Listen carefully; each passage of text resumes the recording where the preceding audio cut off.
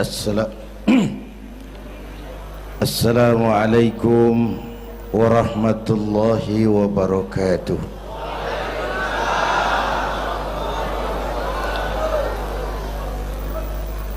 Alhamdulillahilladzi asra bi'abdihi laylan minal masjidil haram ilal masjidil aqsa. Wassalatu wassalamu ala Sayyidina Muhammadin wa ala alihi wa ashabihi ahli sidqi wa tuqa, amma ba'du. Para ulama, para habaib yang saya muliakan, wabil khusus Fadilatul Mukarram Sahibul Bait Kiai Haji Uji Turtusi, yang terhormat Bapak Wali Kota Tangerang Bapak Haji Wahidin Halim, hadirin hadirat ma'asyiral muslimin yang saya cintai.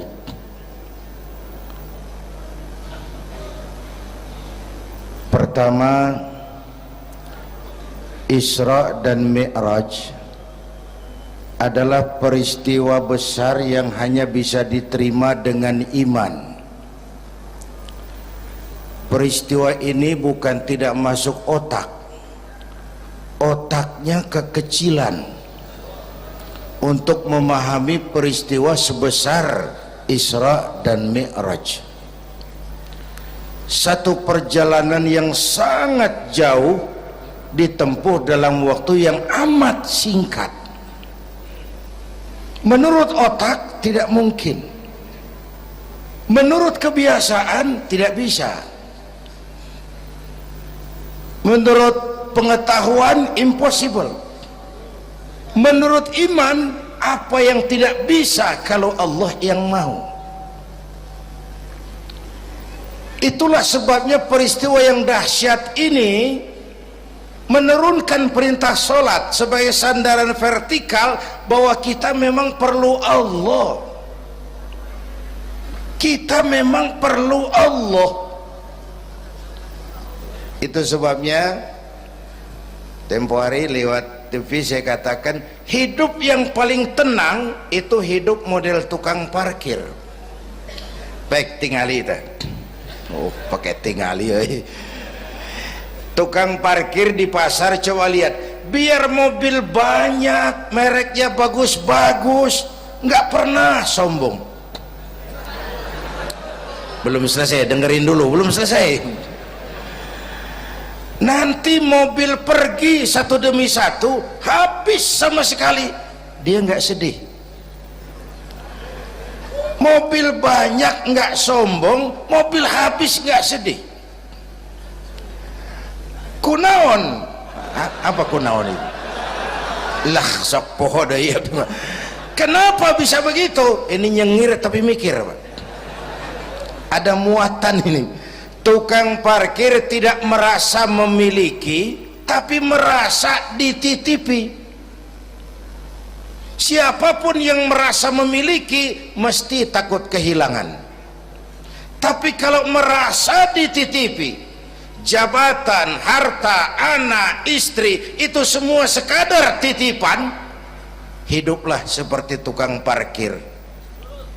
Pertama, titipan tidak boleh bikin kita jadi sombong. Dititipin kok sombong, nggak pantas dong.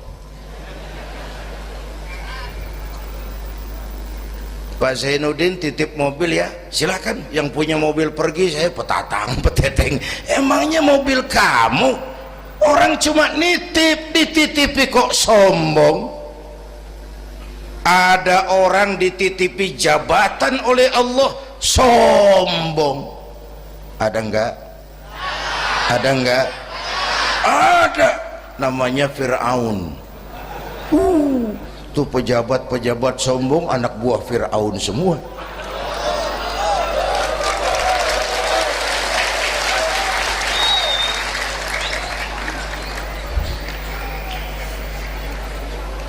Ada orang dititipi harta oleh Allah jadi orang kaya, sombong, mentang-mentang kaya sama tetangga nggak mau kenal, mentang-mentang kaya orang lain kecil semua, mentang-mentang kaya jalan nggak nginjak tanah.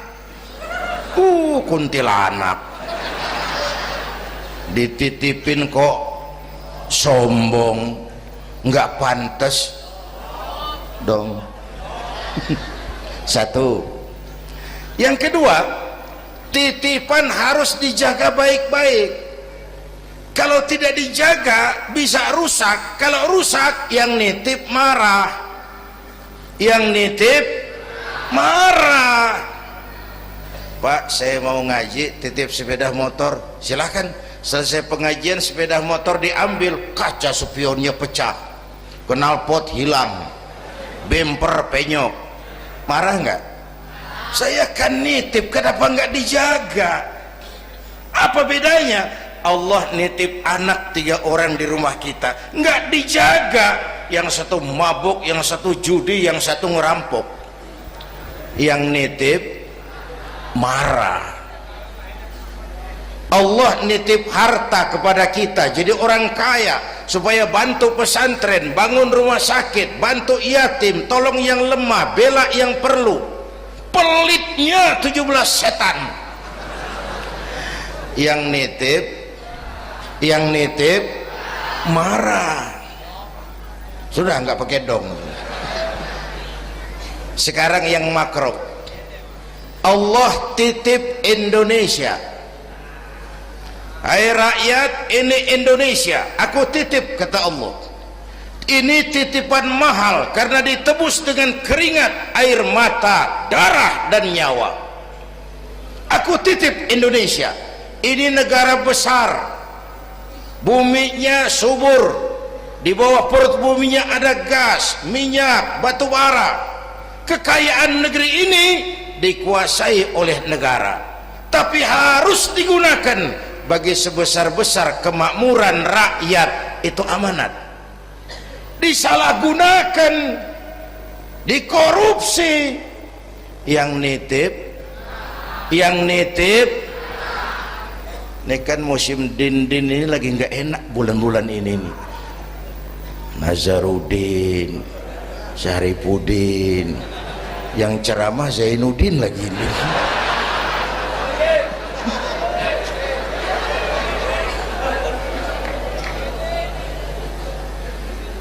Yang nitip marah.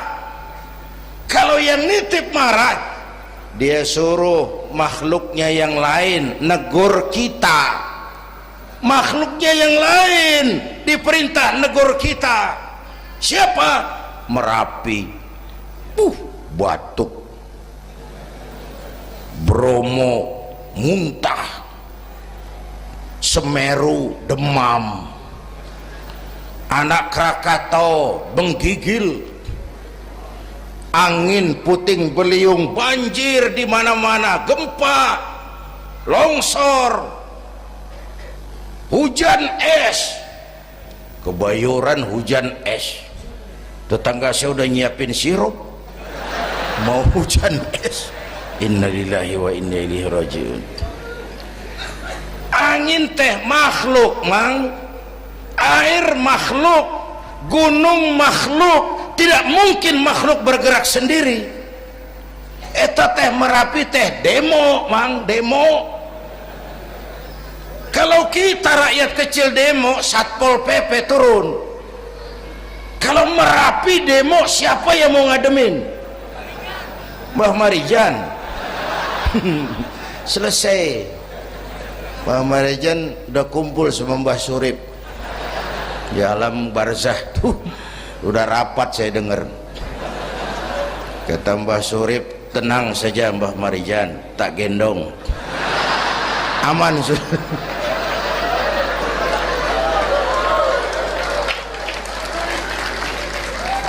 Apa artinya ini? Kita perlu Allah, kita perlu Allah. 100 tahun kita bangun, selesai oleh gempa 5 menit. Itu Jepang negara maju, dihantam gempa, lumpuh 9,2 Richter, belum selesai tsunami, gelombang laut 10 meter naik ke darat, masih belum selesai, reaktor nuklir bocor, radioaktif gentayangan merenggut nyawa, terutama yang di Daiichi dan Fukushima. Fukushima tahu kan? Itu dari Cikupa ke kanan, ya dekat-dekat situlah.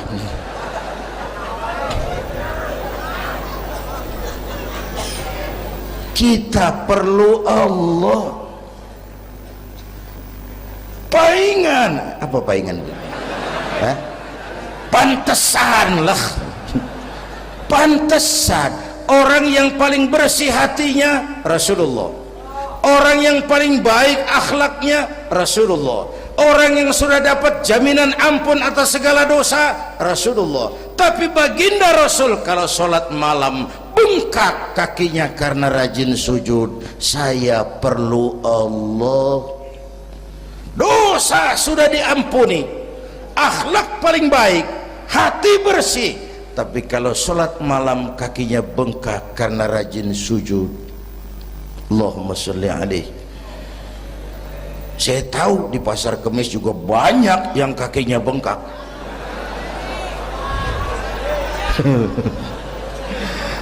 Kita perlu Allah. Itulah sebabnya dengan Isra Mi'raj turun perintah sholat agar kita punya senderan. Saya senderan ke tiang, tiangnya roboh, saya jatuh. Saya senderan ke tembok, temboknya ambruk, saya jatuh. Saya senderan sama orang kaya, dia jatuh miskin, saya selesai. Saya senderan sama jenderal, dia pensiun, saya selesai. Tapi kalau saya senderan kepada Allah, Allah tidak akan pernah miskin, tidak akan pernah berkurang kekuasaannya, tidak akan pernah lumpuh, dan seterusnya. Karena itu memperingati Isra Mi'raj, ayo dengan semangat memantapkan keimanan. Ini zaman entertain, orang pada pinter bikin bungkusan. Hati-hati sekarang banyak minyak babi cap unta. Sekarang ini kiai sama dukun tipis bedanya. Tuh kalau muncul di TV kadang-kadang kita bingung, kiai apa dukun sih? Pemburu hantu pakai sorban, ntar kiai gue suruh pakai helm. Atribut aja udah kacau sekarang. Ini zaman entertain, orang pandai bikin bungkusan. Maka kembali kepada ajaran agama, kita harus disiplin. Semua konsep agama muaranya disiplin. Syahadat apa? Disiplin akidah. Saya bersaksi tidak Tuhan selain Allah. Kalau begitu, saya tidak akan menyembah kecuali hanya kepada Allah. Saya tidak akan menyekutukannya dengan sesuatu pun. Lalu saya bersaksi Nabi Muhammad utusan Allah, kemudian Nabi terakhir, lalu tidak ada Nabi sesudah beliau, harga mati, titik. Disiplin. Berapa kali kita sudah dibohongi Nabi pandemi palsu, mulai dari Ahmad Musaddiq, ya pelatih badminton jadi Nabi. Innalillahi wa inna ilaihi. Dapat wahyu di Bogor, padahal di Bogor biasanya orang dapat talas itu, dapat wahyu. Ditangkap polisi 4 tahun dihukum. Selesai dia rancai kek Bandung, namanya Sayuti, tukang cukur. Ngaku dapat wahyu jadi nabi lagi, dan anehnya ada aja yang ikut. Selesai lalu pindah ke Jakarta, Lia Edan, ngaku Jibril. Ditangkap di polisi, dihukum 2 tahun, 3 bulan lalu sudah bebas. Ditangkap, paling hebat polisi kita itu, bukan cuma teroris, Jibril. Di mana di dunia ada polisi nangkap Jibril kalau bukan?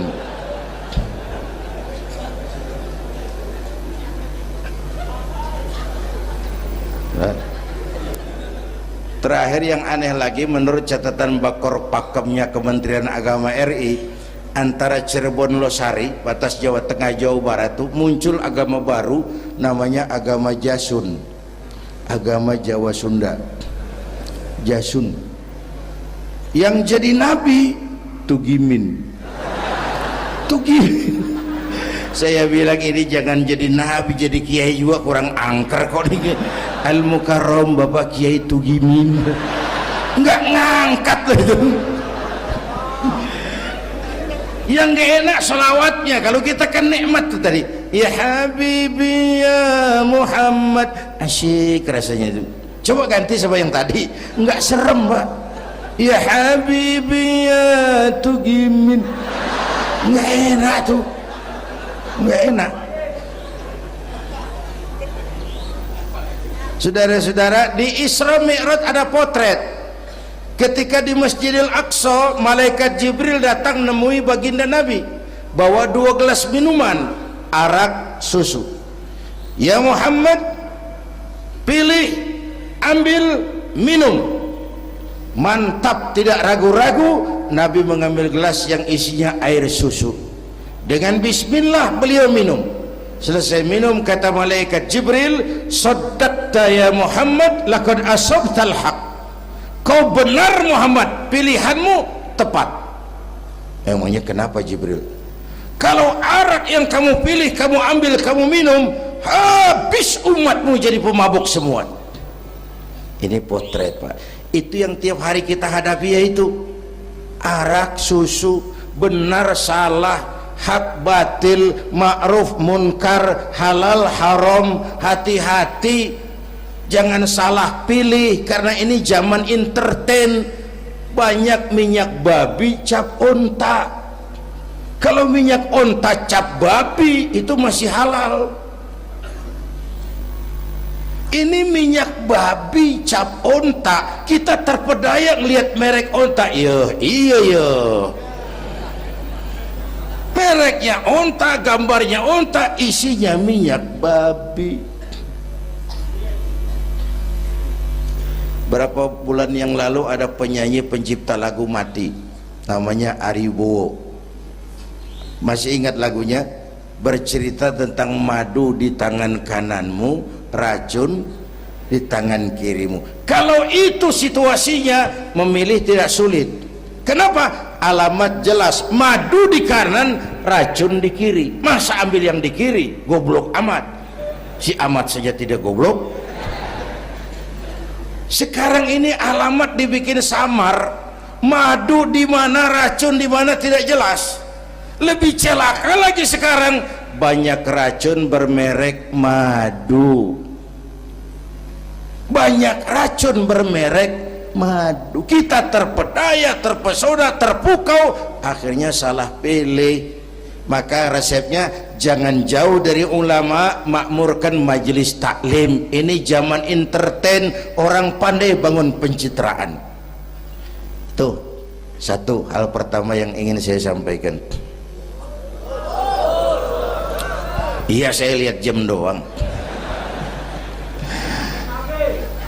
Sampai pagi, Beb.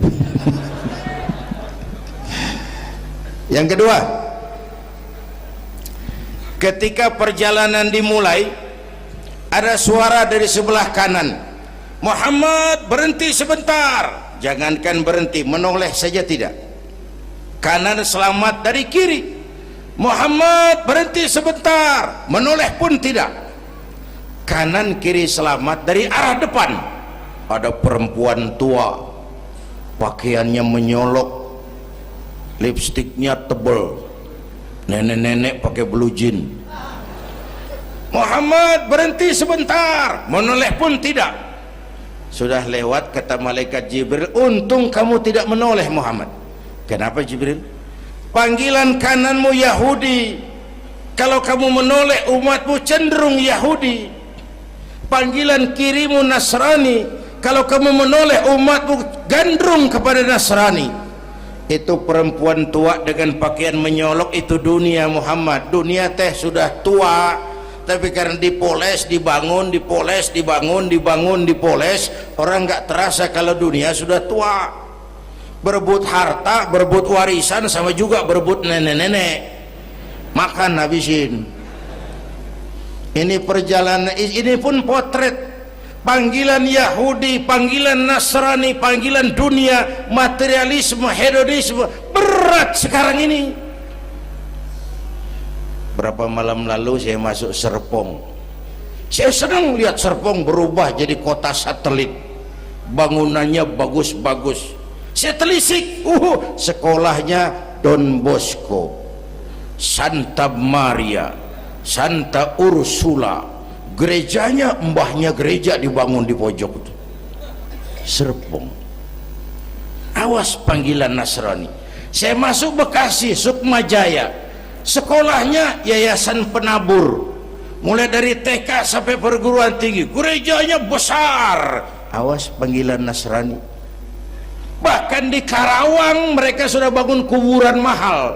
San Diego, ada teman saya pengusaha bikin pesan kuburan 200 meteran, itu 5 miliar, karena tanahnya berbukit, bergunung, indah, dan malaikatnya rada baik. 5 miliar.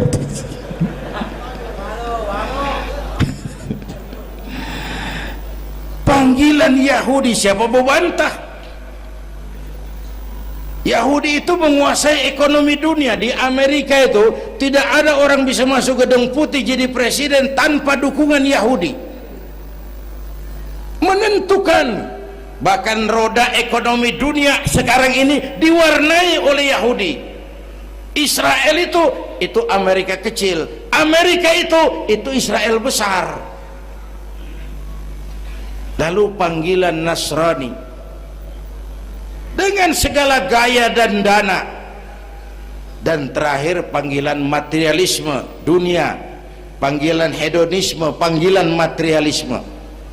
Menghadapi panggilan-panggilan ini, ayo kita umat Islam luruskan saf, rapatkan barisan, jangan jauh dari ulama, makmurkan majelis taklim. Itu yang kedua. Yang ketiga, Haram Aqsa ini perjalanan vertikal katanya. Aqsa Aras ini perjalanan vertikal. Haram Aqsa perjalanan horizontal. Aqsa Aras perjalanan vertikal. Hablum minan nas, hablum minallah. Isra Mi'raj mau ingatkan kita, semua kita perantau di dunia ini. Perantau harus pulang. Orang yang selesai merantau di dunia disebut telah pulang ke rahmatullah. Kenapa pulang? Perantau, nggak boleh netep. Bodoh kalau ada perantau, tahu perantau tapi nggak pernah mikirin pulang. Dan saya mau bilang, orang pulang sebenarnya enak, Pak. Ayo contoh beberapa soal etimologis. Waktu SD dulu ada pelajaran yang kita nggak suka, gurunya galak. Pas pelajaran dia pengumuman, Bapak guru tidak masuk sekolah, anak-anak boleh pulang. Seneng nggak? Seneng nggak? Kenapa seneng? Karena boleh pulang. Orang pulang seneng. Contoh lagi, Lebaran masyarakat pulang mudik, seneng nggak? Kenapa seneng? Pulang. Orang pulang seneng. Sekarang selesai hidup di dunia, kita pulang kepada Allah, seneng nggak? Ragu-ragu, mau bilang seneng takut besok, kira-kira itu. Mestinya seneng dong pulang. Apa yang bikin pulang yang satu itu kok berat? Kelihatannya dua. Pertama, kita ini sering mencintai sesuatu berlebihan, berakar di hati. Datang saat pulang tidak siap menghadapi perpisahan. Ada yang bergantung di sini, pulang jadi berat. Kalau cinta Allah sepenuhnya, cinta alam seperlunya, pulang enak. Yang kedua, bekal nggak cukup, sengsara di jalan, pulang jadi berat. Nggak punya bekal kok pulang, itu nekat. Belum sempet sholat modar, loh kok berani amat nggak punya bekal pulang. Kalau bekal cukup, pulang itu menyenangkan. Karena apa? Itu satu keharusan.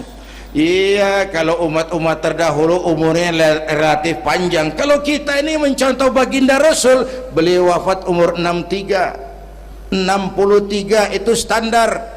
Kalau mencontoh Nabi, jatah kita 63. Kalau malam ini kita sudah 50 tahun, tinggal 13. Waspada. Kalau malam ini kita sudah 62 tahun 11 bulan, udah jangan pakai pantangan, apa aja makanlah Pak, sebulan lagi tuh. Sebulan lagi syukur-syukur dapat bonus. Dan saya bilang mati itu tidak pakai abjad. Kalau pakai abjad bisa nunggu, mati bang ngacak. Kadang-kadang kakeknya segar bugar, cucunya baik. Kalau mati pakai abjad enak nunggunya. Tahun ini yang mati A, tahun depan B, tahun berikutnya C, lalu D, terus F, lalu G, lalu H. Saya Z. Repot saya, nggak ada yang ngurus, orang udah habis.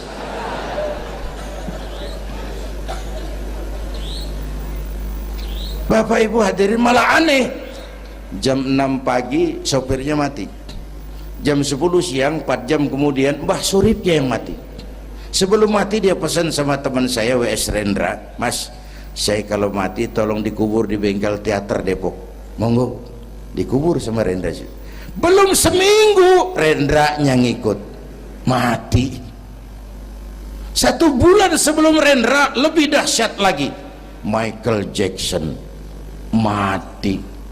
The King of Pop, raja pop dunia mati. Apalagi penyanyi keroncong, lebih mati lagi. Ada hidup sesudah mati, ada akhirat sesudah dunia. Semua kita perantau, dan perantau harus pulang.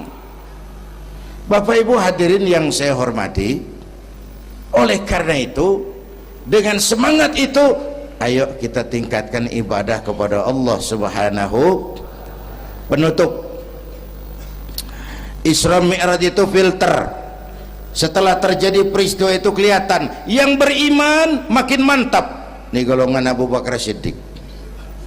Yang kafir makin kurang ajar, ini golongan Abu Jahal, Abu Lahab, Abu Sufyan, dan abu-abu lain kumpul di situ. Yang ragu-ragu kafir lagi. Ini kristalisasi. Maka dengan memperingati Isra Mi'raj ditambah dengan semangat sholat berjamaah, ayo kita jaga kesatuan, persatuan, kerukunan, dan kekompakan. Bapak Ibu hadirin yang saya hormati, saya bersyukur walaupun belum pernah hadir, tapi saya tahu tiap minggu pagi pengajian Kiai Uci ini dibanjiri oleh jamaah. Alhamdulillah. Kita doakan beliau diberikan kekuatan dan pengajian jalan terus sampai kira-kira kiamat, kurang seminggu. Jangan sampai kiamat lah, ngeri. Saudara-saudara, itu yang kita perlukan sekarang.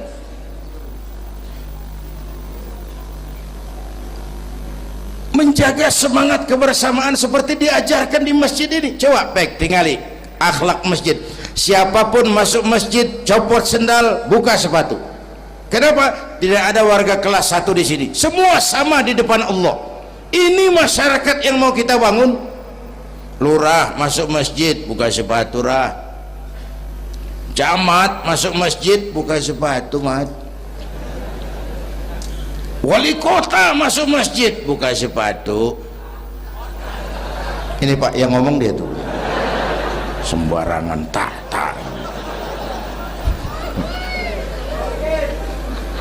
Gubernur masuk masjid, buka sepatu Nur. Presiden masuk masjid, buka sepatu Den. Ini masyarakat yang mau kita bangun. Kan keadilan di negeri kita ini masih mahal. Hukum masih sering seperti pisau, tajam ke bawah, tumpul ke atas. Kalau yang kecil salah, hukum cepat-cepat ditegakkan. Yang besar salah, cicing wae pura-pura tenyaho. Itu yang melukai rasa keadilan. Bapak Ibu hadirin yang saya hormati, itu yang melukai rasa keadilan. Kalau mau lapor kehilangan ayam itu harus jual kambing. Ingin menang berperkara jual sapi. Ngurusin ayam hilang kok jual kambing, jual sapi. Itu harga keadilan yang harus kita bayar. Karena itu ke depan belajar dari sejarah, kita bukan cuma perlu pemimpin pinter tapi juga benar. Malahan lebih baik benar enggak tapi pintar ketimbang pintar tapi enggak benar. Capek dibohongi pemimpin yang cuma pintar tapi enggak benar. Disuruh ngurus beras malah nimbun beras, disuruh ngurus laut jadi bajak laut, disuruh ngurus hutan rame-rame jadi orang hutan. Gitu. Kita rindu munculnya sosok-sosok macam Umar bin Abdul Aziz. Punten nih, itu Umar bin Abdul Aziz waktu terpilih jadi khalifah, yang pertama diucapkan innalillahi wa inna ilaihi raji'un. Terpilih jadi presiden bukan alhamdulillah, innalillah. Pagi dilantik, malam pesta. Pesta apa? Dangdut? Enggak. Pesta air mata. Di mana? Di mihrab dalam masjid, sujud sambil berlinang air mata. Istrinya tanya, "Bang?" "Iya sayang." "Oh, udah dengerin aja, orang improvisasi." "Iya sayang, abang kan sekarang jadi khalifah." "Kenapa nangis, Bang?" "Itu Fatimah, itu sebabnya saya nangis karena saya dipilih aklamasi secara sebagai khalifah. Setelah jadi pemimpin yang terbayang oleh saya, yatim piatu yang merintih kelaparan, janda-janda tua yang perlu bantuan, rakyat saya yang belum bisa menemukan haknya secara wajar, saya takut saya zalim kepada mereka. Saya nangis mohon pertolongan Allah." Pagi dilantik, malam pesta, tahajud.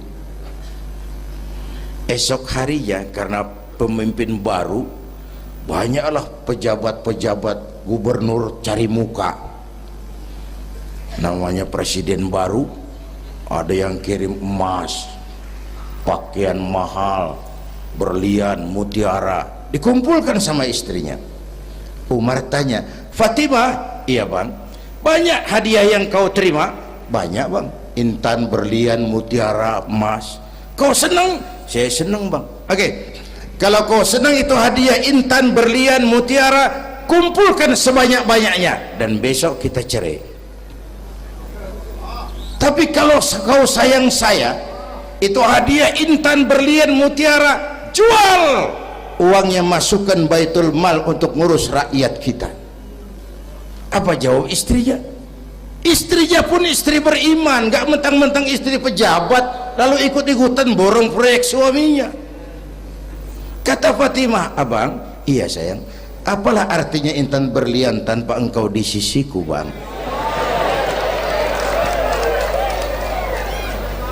Jual sajalah, jual untuk ngurus kepentingan rakyat. Yang nyata-nyata hadiah pribadi dijual ngurusi rakyat. Jangan yang sudah nyata-nyata milik rakyat masih disunatan.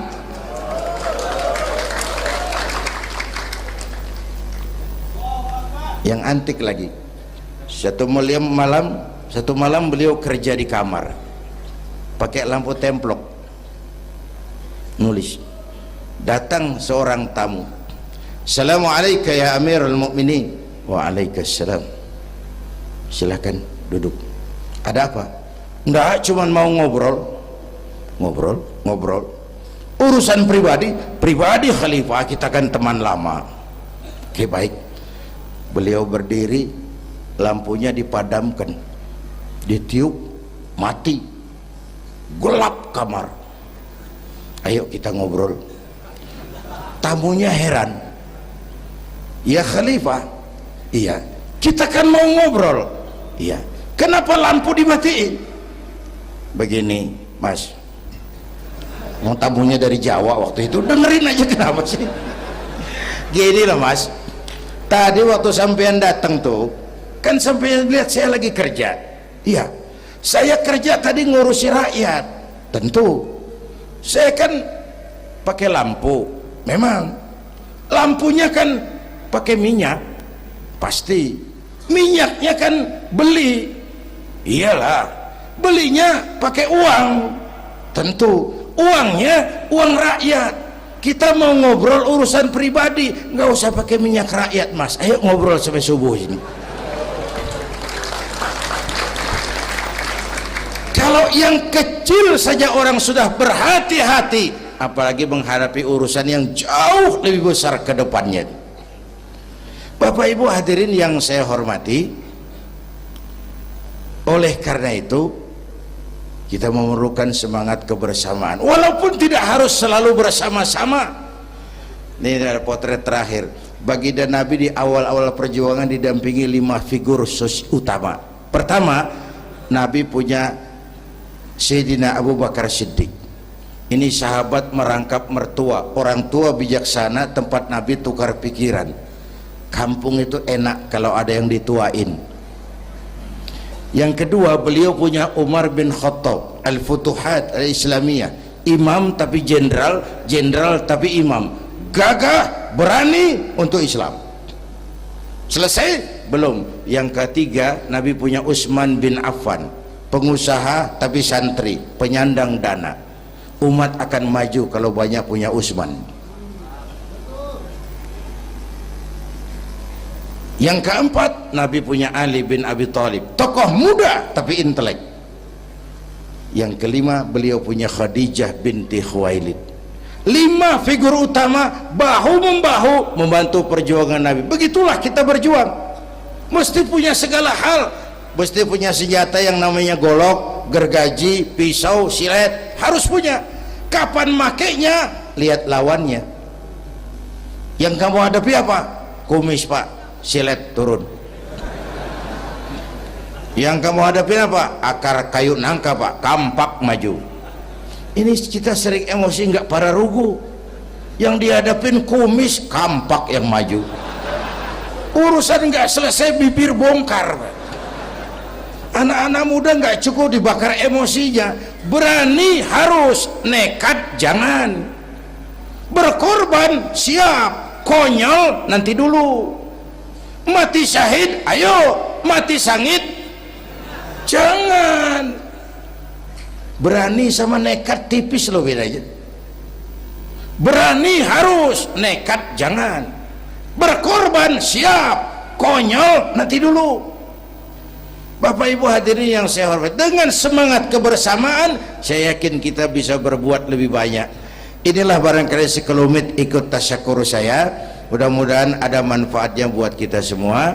Lebih kurang mohon maaf. Usikum wa iyaya bitaqwallah. Aqulu qawli hadza wassalamu alaikum warahmatullahi wabarakatuh.